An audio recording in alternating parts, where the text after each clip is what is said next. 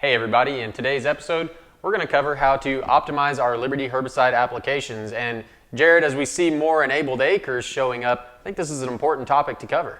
Yeah, Mike, as you see some of the trait platforms that are being chosen becoming more popular, they are Liberty enabled, and those are LLGT 27 acres, Enlist E3 acres, and XtendFlex acres. And with that, we anticipate more Liberty applications. So I think it's important in this episode that we cover some of the best practices that we know so that users and viewers out here that are going to use Liberty this year have the best experience with that product. Yeah, Jared, and I think an important place to start is to try to get a better understanding of Liberty herbicide.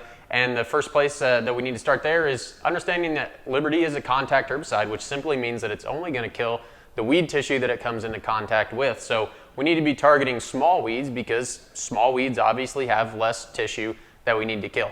So that's a really important place to start, is targeting 3 inches or less to make sure that we're allowing ourselves to get easier coverage on all of that. And if we don't, we're going to have a little bit of a tougher time. For example, water hemp, when we target those small weeds, we have less growing points that we have to kill, versus larger weeds are going to quickly accumulate more growing points, and the more growing points it has, that's more growing points that we have to kill, and if we don't get them all killed, they're going to continue to grow and be a problem. So really driving coverage on those small weeds is important, but Jared, Liberty has to fit into that system to make sure we're able to target those small weeds. It does, Mike, and we can always help ourselves out, right? We don't want to lean on a product like Liberty that doesn't have residual in it, right? I mean, yeah. Liberty on its own is a lot like Roundup, that you spray it and it's done. You're going to get another regrowth of weeds unless you put a residual herbicide with that. So we talk about using Liberty in that system that really should follow a good pre-herbicide before you plant in soybeans. And then as you spray your Liberty on the post side, we want to put something in there to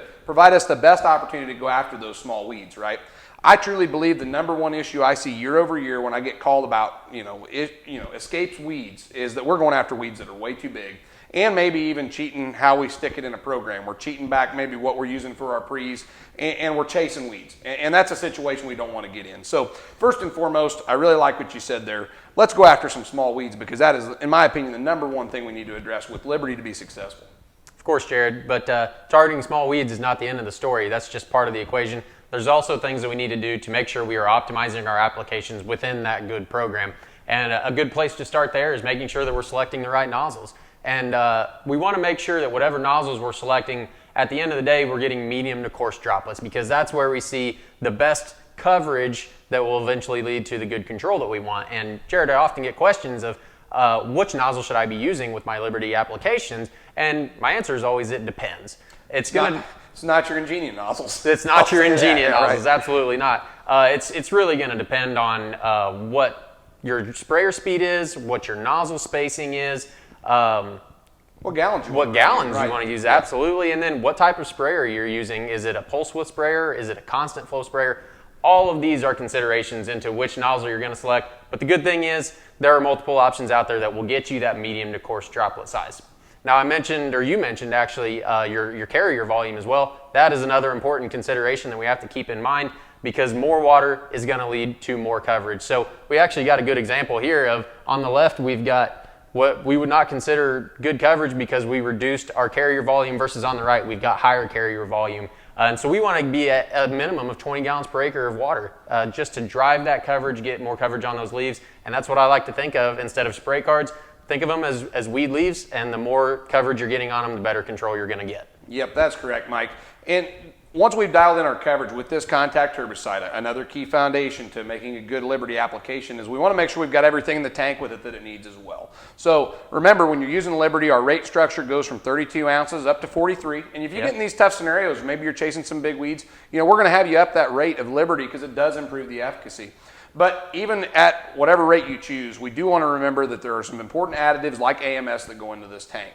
So AMS is important because the ammoniacal nitrogen that is in that additive or that tank mix partner also acts as the poison in that weed, right? The way Liberty works and its mode of action helps build up ammonia, and so if you can add some of that to the plant, we get better control. So pretty simply, AMS is a key tank mix partner that we want to have. 1.5 pounds to 3 pounds per acre is our rate range recommendation, and that does vary some by geography. So reach out to your BASF rep and see what they're recommending in that area, right?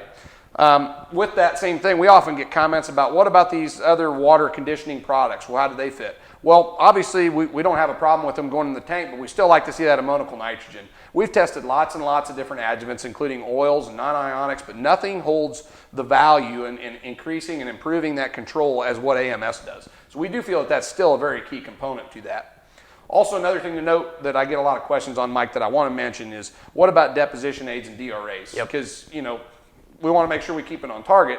But at the same time, just be careful. If you've got products that have those components or properties to them that you're adding in the tank with Liberty, we don't want to compromise that droplet spectra that Mike just got done talking about. So if you use one of these combination products that may have some AMS in it, but maybe it has a little bit of a deposition aid, just make sure that we're still getting the right droplet spectra. So that may mean we need to adjust our pressure, or maybe even choose yet a different nozzle once we dial all that in. So they all kind of work hand in hand to make sure we're optimizing this coverage for this and getting the most out of that Liberty.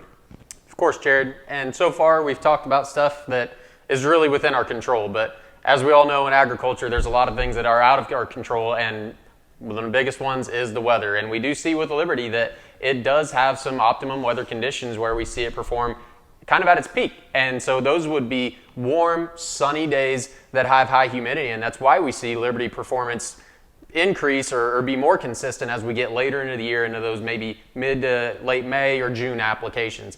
And I know that's not always the easiest thing in the world, right? Sometimes we just have to go. But if you do have the ability, we do like to see those applications targeted towards some of those optimum conditions towards the middle of the day. Make sure we're trying to avoid those early morning, those late evening applications where we don't have those optimum conditions.